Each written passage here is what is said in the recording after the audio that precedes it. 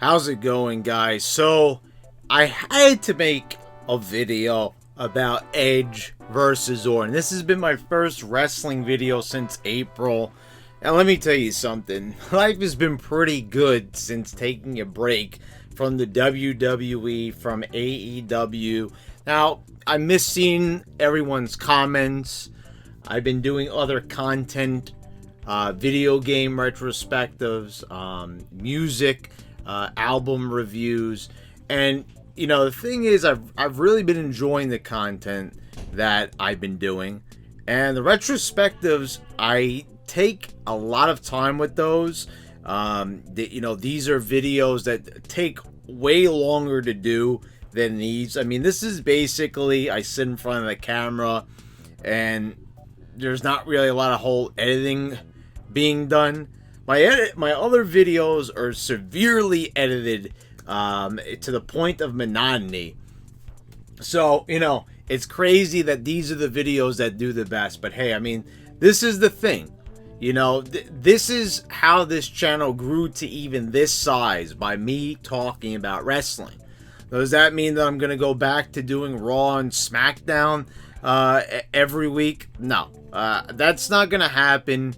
Maybe we might go back to that format when wrestling starts up again, but I like the idea of this being like a video game, movie, music channel, because this is the thing, guys.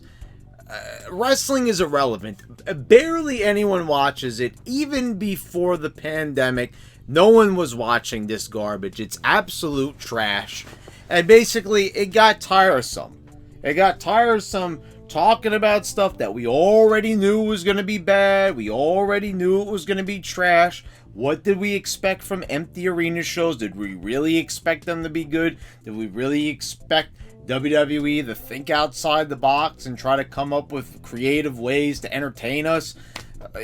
So like we're sitting here waiting for them to fail so we can make videos and make fun of it. And I will say that I do miss making fun of the wrestling, but I feel like, and I've said this in the past, I'm making fun of the same thing. Am I gonna sit here every week, every single video, laughing at the fact, that they're in an empty arena and it looks really pathetic, that they're just basically doing the show like they normally would?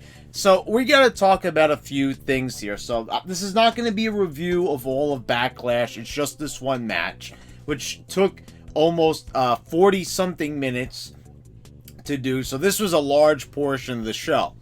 I mean, this was mostly the show. This was 1/3 of the show, and this is the part that I'm going to talk about, because really this was the only part of the show that really mattered.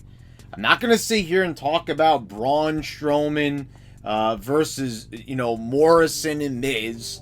I may like those guys, but I'm not going to sit here and review a handicap match, that we all knew that Braun Strowman was going to win anyway. A random match between Drew McIntyre and Bobby Lashley. We're not going to sit here and talk about that. So I just watched this one match. It was the first thing from WWE that I've watched, since my WrestleMania review.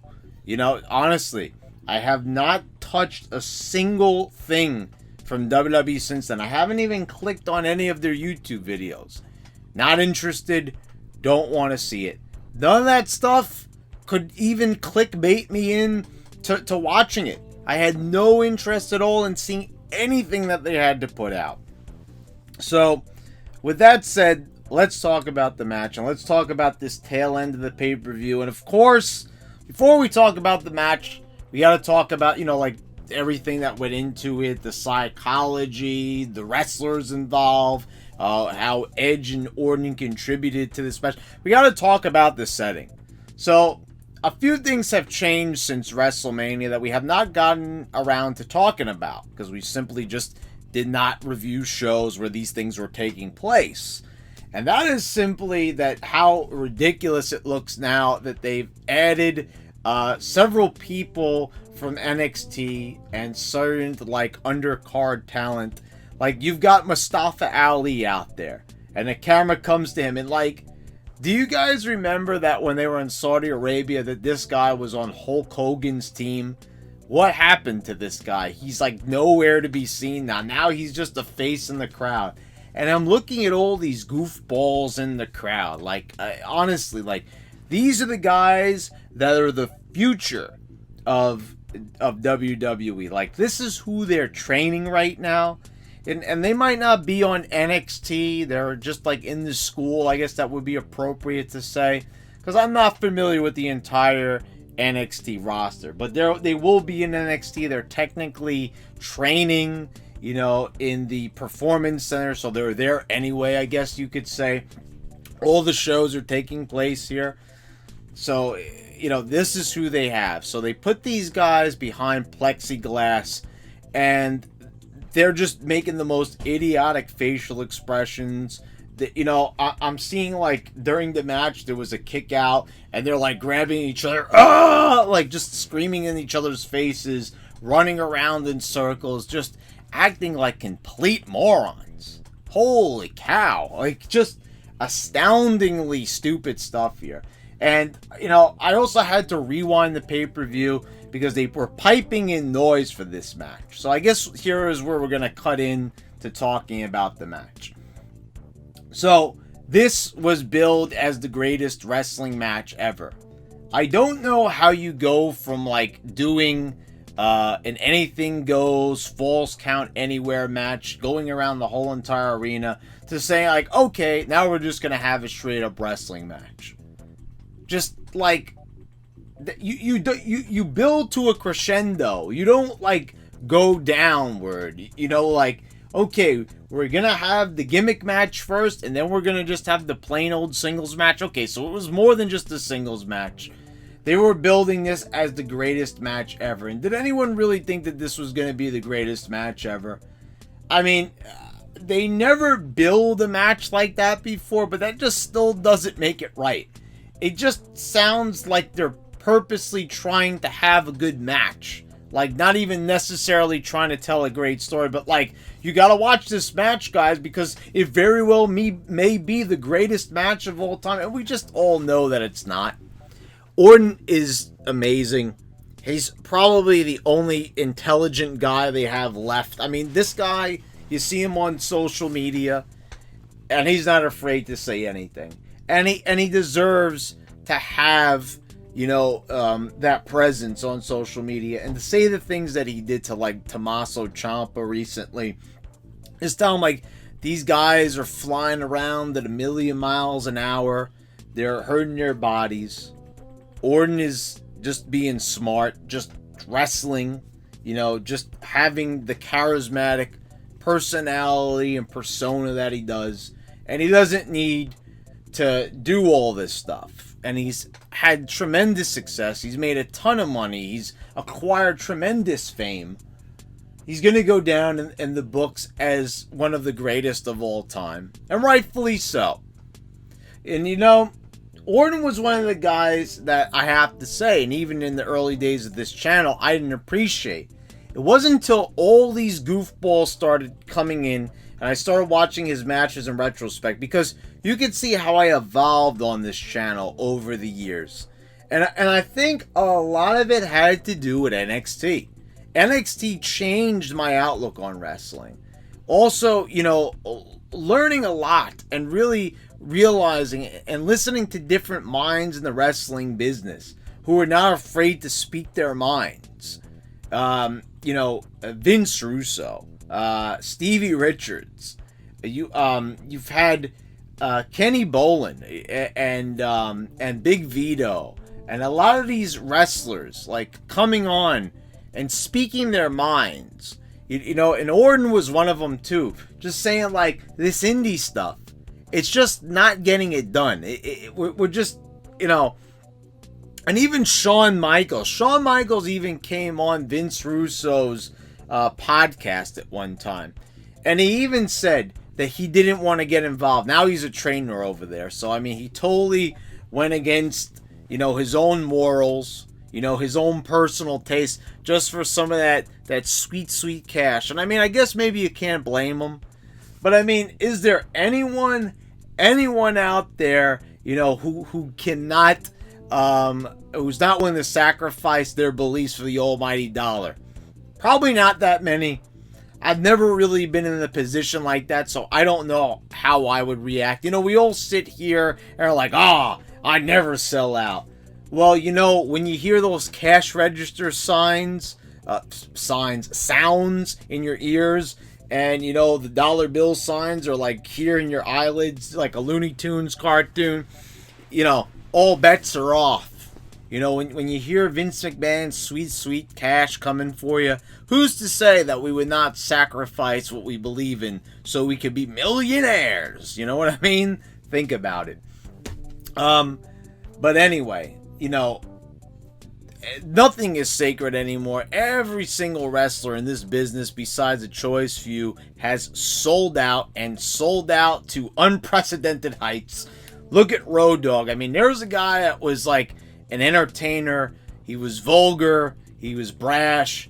He was one of the best of the Attitude Era. And now you look at the stuff that the guy writes on social media, and he's a complete joke. I mean, he's a complete parody of what he used to be. This is a guy that's like, oh, what if they curse? We can't trust them on the mic. I'm listening to this recently about Road Dogg tweeting about scripted promos and how they can't trust the guys, so they have to script their promos. It's sad. It's pathetic. And here's the thing. So let's, because we're deviating a little bit, but there's just so much to talk about here, about what's going on now and where wrestling is leading. So I'm watching Edge and I'm watching Orton here. And these are two guys that, they're putting on a great match. You could see it. They're not going super fast. They're not going super slow either. The match picks up, okay, they did like quite a few finishers, but they didn't spam the hell out of them. And when it came time to sell, they sold, and they paced everything nicely, so it didn't just seem like 1,000 big moves in a row. Edge did hit 2 spears at the end, but the first one he was too tired to cover for. He sold the exhaustion. Orton hits just 2 RKOs. It's not like he hit 7 or 8 like during the Brock Lesnar matches. And they paced themselves nice. It was, a nice pace to it. They slowed it down. They did facial expressions. Orton, I don't know if it was a blade job or what it was, but, they didn't really seem to try to clean him up all that much. I don't remember if the referee came over to him at all. I think briefly, but, the blood was still leaking down from his face. I think he did clean him up a little bit. But anyway, this was such a long match, I couldn't really remember everything. It was good. Did I think it had to be this long? No. This is the thing. No match ever really went this long back in the day. And I know a few people, said this, but there's no reason why a match needs to be 40 minutes. Like, honestly, it's a bit of overkill, to say the least. Which match did I like better? This one. Yes, I like this one better than what they did at WrestleMania. Because at WrestleMania, they were just kind of repeating a lot of the same things over and over. And that match would have been really good if it was like 15, 20 minutes. But the match went like a half an hour. And here, this one was even longer. But I liked it, and like I said, it was mostly because of the pacing. There was a lot of variety being had here. The only thing, if I could say that what took away from it is, it was just a little too long for my taste. Like, it's not like anything else was great on this show. So I guess when you kind of factored in that the whole show was just, total trash, you could just pretty much say that, you might as well make the really good thing that everyone wants to see longer. And you're looking at two guys that are of a dying breed. Like, honestly, like, there's very few people on the roster in wrestling that are worth watching. Like Orton and Edge. Like, that's what I'm saying. Like, this actually made me turn on the WWE Network for the first time in a long time and watch a match. Because I wanted to see these guys wrestle. Because, I I just like seeing them in the ring. I like seeing them perform. They look like athletes. They act like athletes. They're great entertainers. And they got me to watch. They pulled me in. So that's what I did. Now, what took away from it was this obnoxious idea that they had of piping in cheers. And I was like, are they doing this all the time now? So, they have the goofballs at ringside, like I was saying. The ceiling fan is still there. I mean, can they at least get a better looking fan? Get some guy to climb up there on a ladder and change that thing? I mean, go to Home Depot, purchase a better looking fan. They've got like the cheapest looking factory warehouse wholesale fan that money could possibly buy. I mean, it's like, first of all, like the ends of the blades are like bent. So it looks like they pulled it out of a dumpster. It looks like a second hand, third hand, fourth hand, fifth hand ceiling fan. And they even made a t-shirt out of it. Like kind of making fun of themselves. Okay, great, make a t-shirt out of it. But how about you just change the fan? It just looks stupid, or cover it up, or take it down, or something. It's not like it's really keeping them that cool anyway, spinning it like 2 miles an hour there. I mean, there's nothing cooling about that. I mean, holy cow. So anyway, they blacked out, kind of like how they put the tarps up before the whole pandemic. So they only did it during this match, which also made it even more lame. Now I get it. They're calling it the greatest match of all time. So what did they do? They drop an MSG style mic. Remember when the mics used to come down from the ceiling, and they pipe in Howard Finkel's voice to do the announcements. It's nostalgic because sadly the Fink passed on earlier this year. So it was nice to hear his voice again. It's a little bit too late. I think it would have made more sense if they maybe did that at WrestleMania, maybe.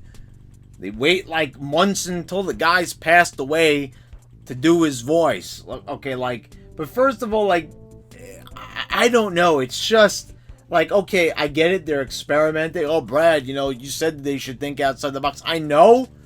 But during the match, it's getting pretty heated and they're trading finishers. Orton does a pedigree. Edge hits a rock bottom. They're stealing finishers, which was kind of cool. It was unexpected. You don't expect them to do that. And then they do a "This is awesome" chant. And oh my God. And no, it's not the fans at ringside. It's piped in. By the way, they were doing crowd noise. Not like overkill, but they were piping in some, just some crowd rumblings and stuff like that. And, it's just probably the most disingenuous way of trying to replicate a real wrestling event. But this is the scary thing about it. This is awesome. It actually sounded like a real event. And okay, so there you go, Brad. It sounds real. Okay, but this makes the crowd, when it's there, usually, it makes them seem so robotic and predictable. And it shows how lame the wrestling crowds are, because this is what you sound like. You sound like a bunch of robots. You sound just as good as the piped in, crowd noise that they put in. That they're piping into the performance center. That's what you sound like. Now you hear yourselves on a recording. That's a recording of a previous chant. And now you see just how ridiculous it sounds, because you sound robotic. You sound like zombies. This is awesome. This is exactly what you sound like. And it was nice. A lot of people probably are not going to see that because they still think, oh, wow, that's so cool how they did that. No, it wasn't. And then the actual talent in the crowd, they're there behind the plexiglass, and they start the weakest sounding "Fight Forever." Oh my God. Because that's what those people grew up. Those are the chants they grew up with with the Fight Forever. Like, I mean, holy cow. How did it come to be that everything from Ring of Honor just got carried over to the main stage of WWE? I've said this time and time again, and it bears repeating. There was a time where Vince McMahon refused to do anything that was remotely indie. The fact that he could not even stand ECW, you know, that he would jump at the chance to remind you that took place in the bingo hall.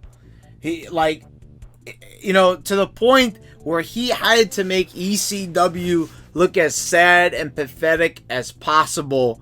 You know, this is this guy who's like basically saying like, this is okay. Now I know this is a lot of Triple H's thing, but who knew that Triple H was such an indie mark? Like, whose fault is this? Like, I really got to know, like, who is responsible for giving in to indie marks? You know, it used to be where, like, Triple H was probably, like, at one time, the biggest anti-Smark of all time. Where the Smarks hated him. And now the Smarks love him to the point where they want this guy to take over the whole WWE. And this is what it's become. Look at those goofballs at ringside. Look at the legends in the ring. These guys were killing themselves and everything. And, you know, I might have my gripes about it maybe being overkill, maybe a little bit too long. But this was a great match.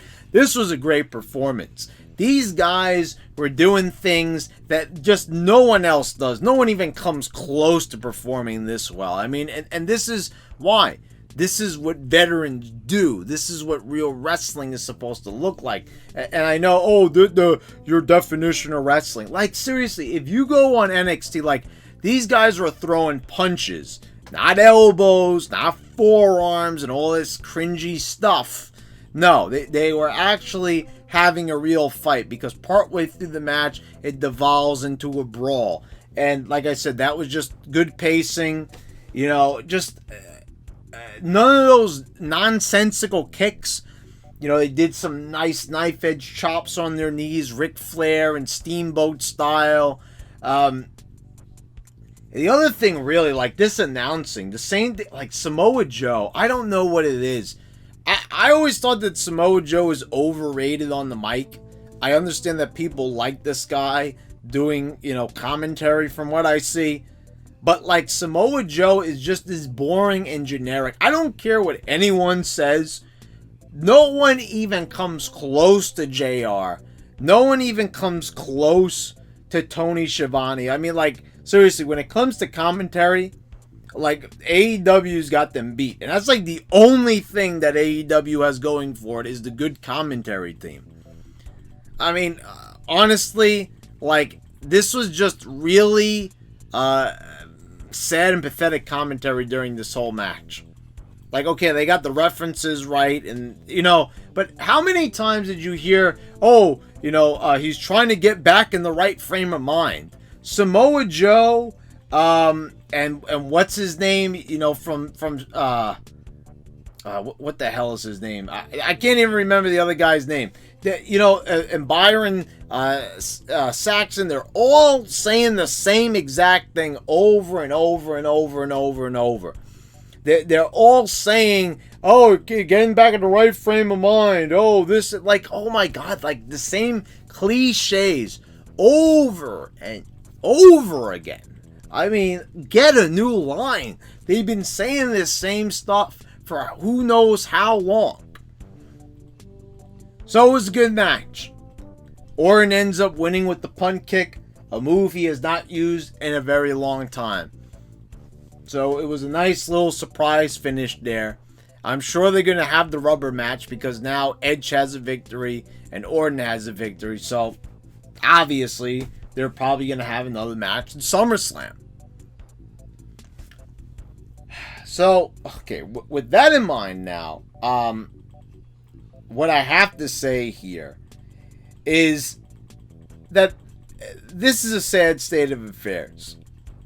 Because I'm watching this match, and this is like the end of an era. Like, after these guys are out of here, there's no one else.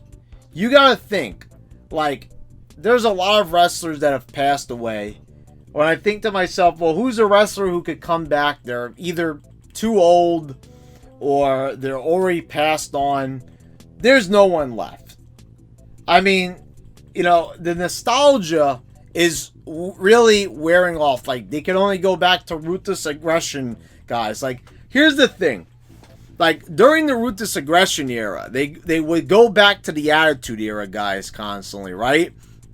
And now we're going back to the ruthless aggression era, guys. And the ruthless aggression era was not as good as the attitude era. So, you know, once we're in this era, the next era, we're going to go back to the guys of this era who are not good. Like, you know what I'm saying? Like, there's no positive future for this business. There's nothing. There's nothing to look forward to here. You've got nothing on the horizon. And here's the sad thing that no one wants to address, and I don't think I've said in a long time. But guys, when are we going to wake up and realize that no one is watching this garbage? When are people going to be obvious, just truthful and see the obvious? It's not that they DVR the show. It's not this, and it's not, the times have changed and all that. No. No one likes this because it's bad. It's a bad show. And once in a while, you get a good match like Edge and Orton, but that's about it. Was there really a great story behind this match? No, they kind of just put it out there and hope that these guys, based on who they are, were going to have a good match, and they ended up having a good match. But did anyone really tune in to see this match? No. Are people going to tune in to see their match for SummerSlam? No. And why is that? Because people have been declining in numbers for years and years since the Attitude Era.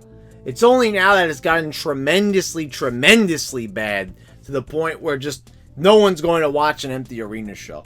You think people are going to sit there when they see these goofballs at ringside, that look like complete jokers? You think that people are going to stay tuned when they see that on Raw and SmackDown when they're flipping the channels? No, they're not. Listen, like, they actually scored a primetime slot on Fox. And okay, it's not their fault for what happened, obviously, with the pandemic and all. But, before that even, they're doing dog food. They're doing, just people dressing up in costumes. Like, what are they doing? Like, honestly, we talked about this for months on end with no improvement to show. Some people were saying there was an improvement. I didn't see it. A lot of people also didn't see it because the ratings continue to decline. When are you guys going to see that there has not been a wrestling boom period in 22 years? 1998 was the last time that wrestling got really big. What happened?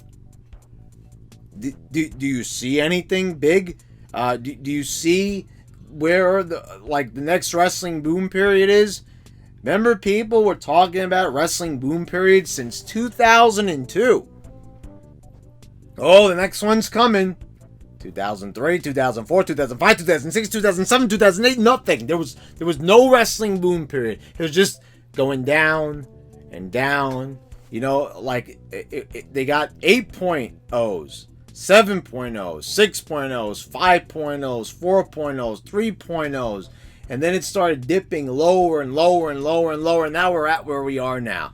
There's not going to be a wrestling boom period because in order for a boom period to take place, there has to be something major and revolutionary happening in the wrestling business, like there was in the 80s and like there was in the late 90s.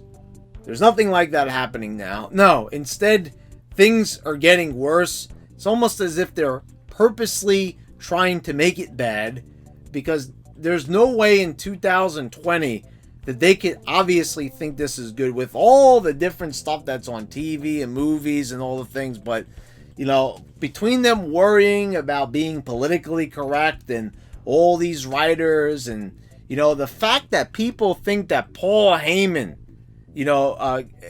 getting fired from his spot on creative is going to be some major shift. Like, people were acting like Paul Heyman was doing something great. First of all, Paul Heyman has to be one of the most overrated writers of all time.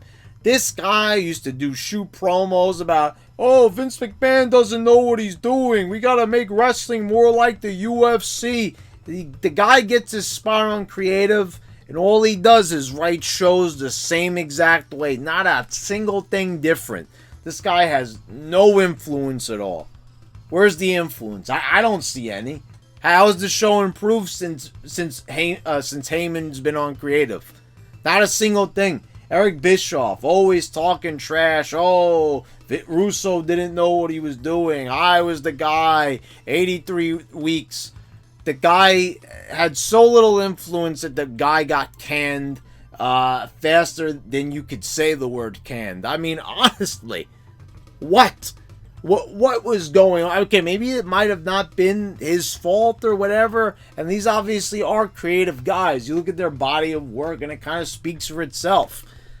But there's not going to be a major change, and this is not going to get better. The wrestling world is not going to improve. And it doesn't matter how many times sporadically we have a good match like Orton versus Edge.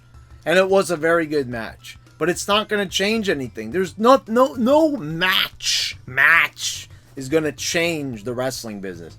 There needs to be new characters that's going to carry the WWE into the future. There needs to be a Stone Cold. There needs to be a Rock. There doesn't need to be a carbon copy of those people. I've said this time and time again.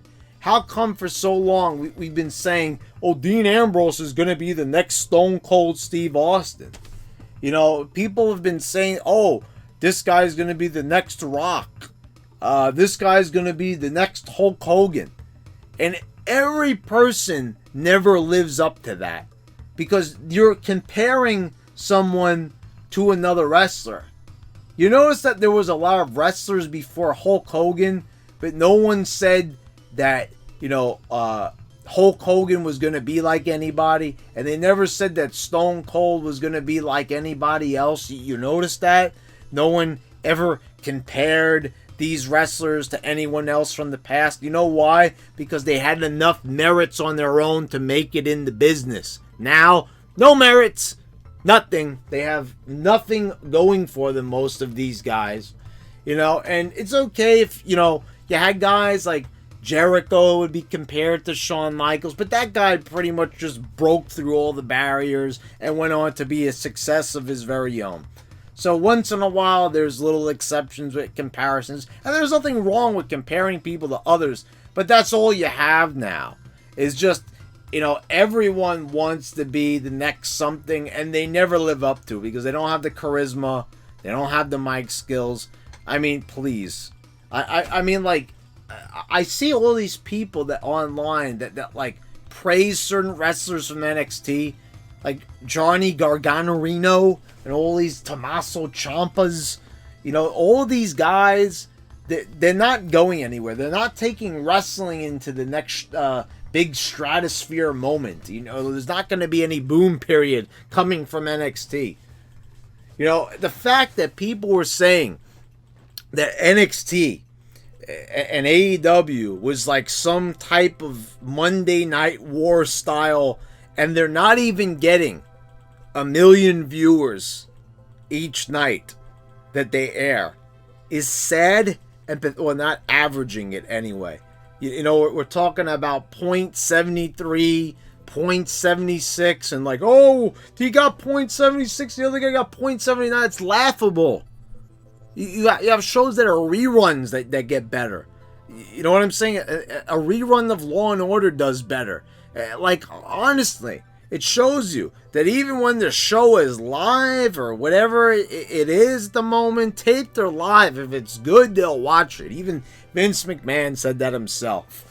And the truth is, no one wants to watch it because it's bad. And no one is going to tell their friends to watch this. No one's going to get their family to watch this with them because nobody wants to watch something bad. You know what they want to watch?